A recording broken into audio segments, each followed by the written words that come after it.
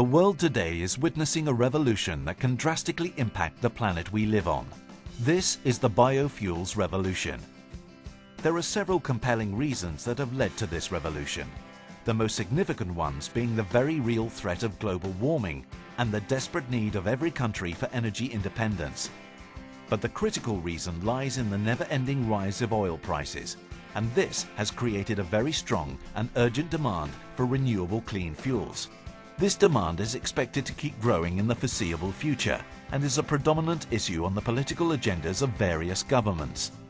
In recent past, ethanol has gained prominence as one of the most popular and effective fuel additives to have emerged from the biofuel revolution. One of the biggest markets for it being Brazil, where it is also widely used as a fuel substitute. Ethanol is traditionally made from grain or sugarcane. The most common materials used to manufacture grain-based ethanol fuel so far have been corn and wheat. This, along with sugarcane-derived ethanol fuel, has been used as a promising alternative to gasoline throughout much of the world. However, grain and cane ethanol have some serious deficiencies. The vast majority of ethanol comes from grain, but its production consumes a very high amount of energy. Diesel fuel powers the tractors that tend the cornfields. Natural gas runs the distilleries that produce ethanol, and great energy is expended for the urea and other inputs needed to make fertilizers and pesticides. More diesel is then used to transport the finished product to the markets, and all this can amount to nothing in terms of energy return, with more than one unforeseen disaster looming on the horizon. In other words, the power you get out of grain ethanol might just barely beat the power consumed to manufacture it. Inefficient production means a low energy return over energy invested, or EROEI, for grain ethanol. That is certainly not good for the environment and also amounts to bad economics. The other very popular source of ethanol fuel is sugarcane, but that too has its share of pitfalls. It depletes the soil and is equally bad for the environment. In Brazil, there is large-scale deforestation to clear land to grow sugarcane crops. This is rapidly eating into its Amazon rainforests, which are an incomparable storehouse of carbon. Environmental issues apart, there is another key drawback of sugarcane-derived ethanol. It's very high on both capital costs and return time on investment.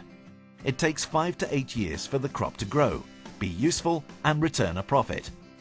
Moreover, it can only be grown in certain tropical climates.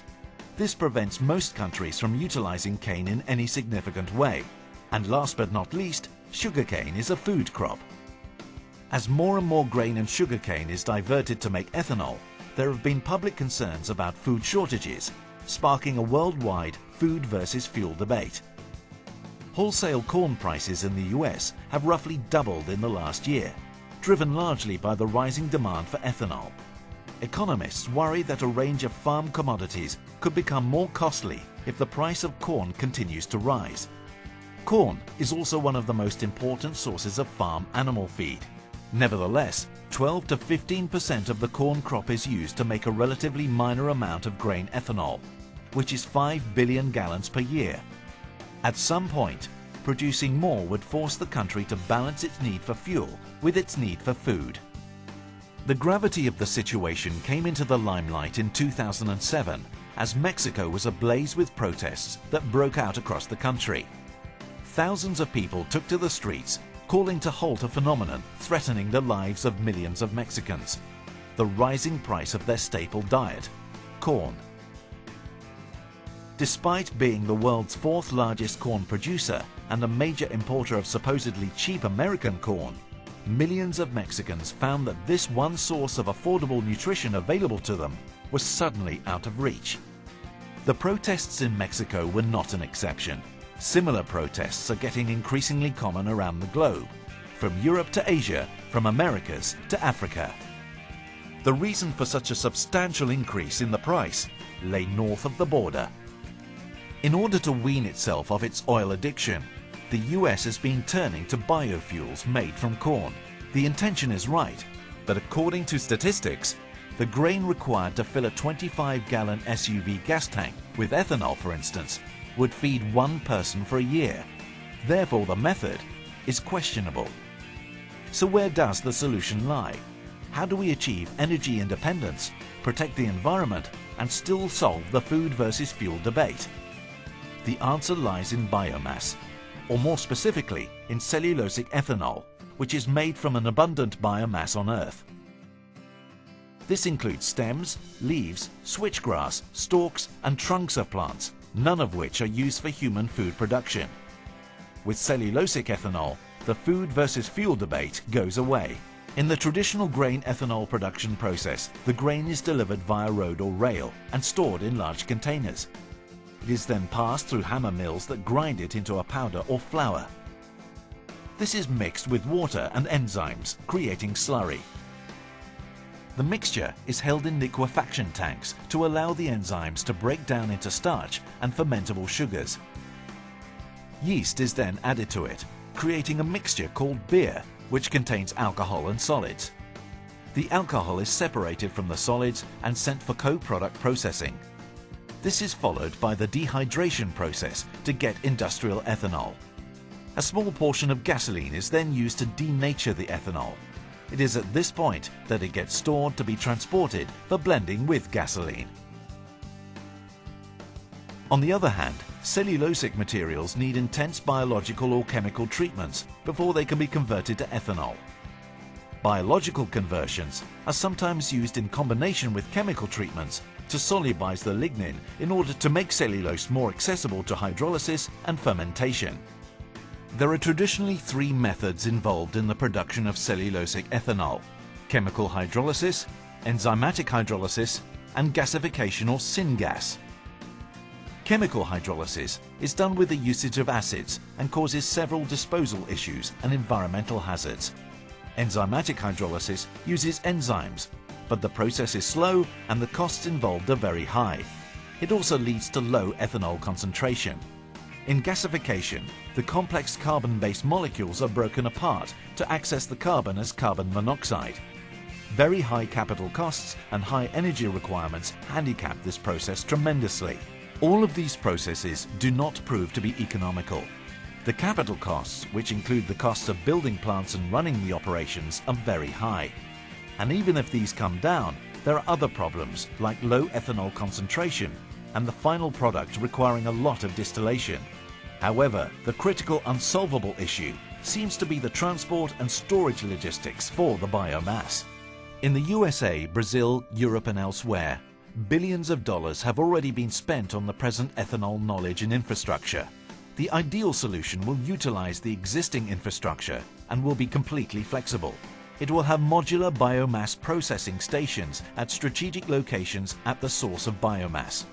For example, even the wood chips that remain unused by a woodmaker could be used as biomass.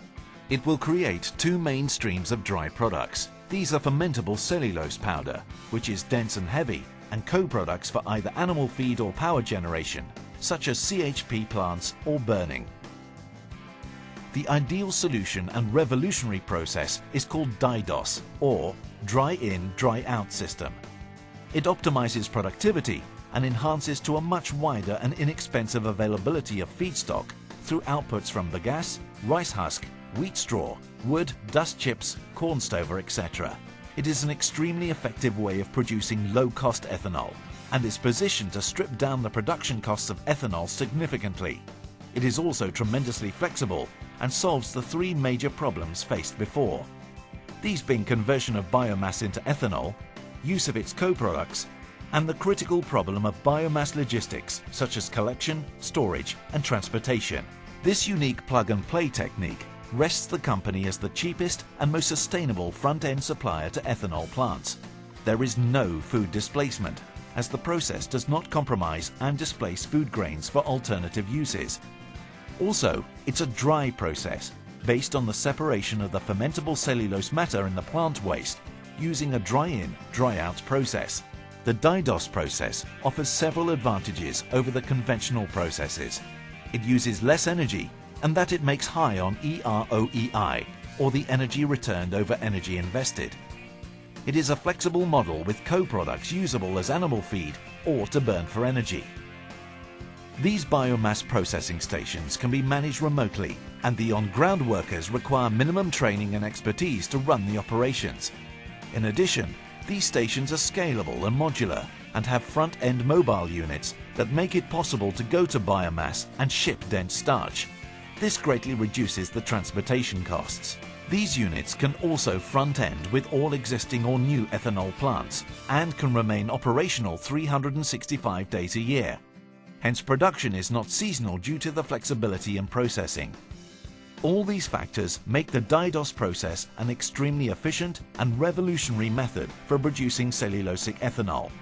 It also ensures fast and economic front-end treatment and has third-party lab and test approvals. It's a method that can dramatically impact the future of cellulosic biofuels and give it a much-needed impetus that will help solve the global fuel crisis, have a positive impact on the environment, and make our planet a greener and better place to live.